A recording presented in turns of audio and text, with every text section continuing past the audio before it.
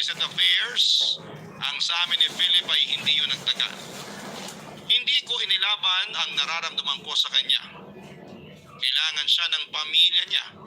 Sino ako para tumutol? Pero nag-iwan ng alaala ang pagmamahalan namin. Ito si Jiro. Mahal na mahal ko ang aking anak. Bagamat nag-iisa ay itinaguyod ko siya at binuhay. Sinuwerte naman ako sa trabaho at naging mabilis ang aking pag-angat hanggang sa maging accountant supervisor sa isang bangko. Bagamat single parent ako at madalas ay yaya niya ang nag-aalaga kay Jiro, ay lumaki naman akong normal ang anak ko.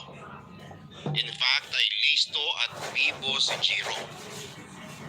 When Jiro turned 6, I decided na lumipat kami sa malaking apartment kung saan ay magkakaroon na ng sariling kwarto niya si Jiro para masanay ko na siya sa pagiging independent.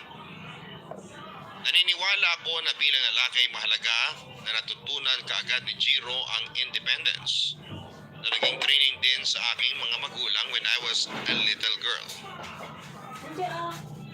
Anyway, sa Project 8 kami noon nakakuha ng apartment, bungalow pero malaki yun. In fact, too big for an apartment for the three of us na titira doon. Excited si Jiro sa pagkakaroon ng sariling kwarto. In fact, siya mismo ang nag-decorate noon sa tulong ng kanyang yaya na si Rondeline. Ang sabi ng mother ko ay kumuha raw ako ng isang makakasama sa bahay nang ganoon ay hindi naman mahirapan si Rondeline, pero katwiran ko naman ay mas mahirap pa nga kung may dalawang katulong sa bahay. Mag-iiringan at mag-aaway pa. Tinasan ko na lamang ang sweldo ni Rondeline. Samantala, mukha namang masaya si Rondeline sa amin at hindi naman siya nahihirapan sa pag-aalaga kay Jiro na ang bisyo lamang ay ang maglaro, manood ng TV at magbasa ng libro. Monday to Friday lang ang pasok ko sa bangko, tuwing Saturday and Sunday naman I tried spending all my time with my son. One Saturday morning habang nagbe-breakfast kami, may kinuwento sa akin ang anak ko. Mami, alam mo ba, may bago akong friend? Kwento sa akin ni Jiro. Talaga anak? Sino? Curious kong tanong sa kanya. Si Matilda, ang sabi niya. Matilda? Saan naman nakatira itong bago mong kaibigan? Tanong ko na hindi ko pa rin sineseryoso ang usapan. Dito sa bahay natin, sabi niya ay matagal na raw siyang nakatira dito.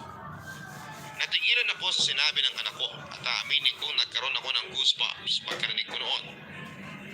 Bakit hindi ko siya nakikita? Dahil lang ni Yaya Rondeline nandito sa bahay, hindi ba? Usisa ko sa aking anak. Basta mami, bawal makita si Matilda, sabi lang ni Jiro sa akin. Tulad ng ibang magulang ay medyo bahagya ako na curious sa kinikwento sa akin ng anak ko. Tinatanong ko si Rondeline, ang yaya ng anak ko. May kinikwento ba sa iyo si Jiro tungkol sa bago daw niyang kaibigan?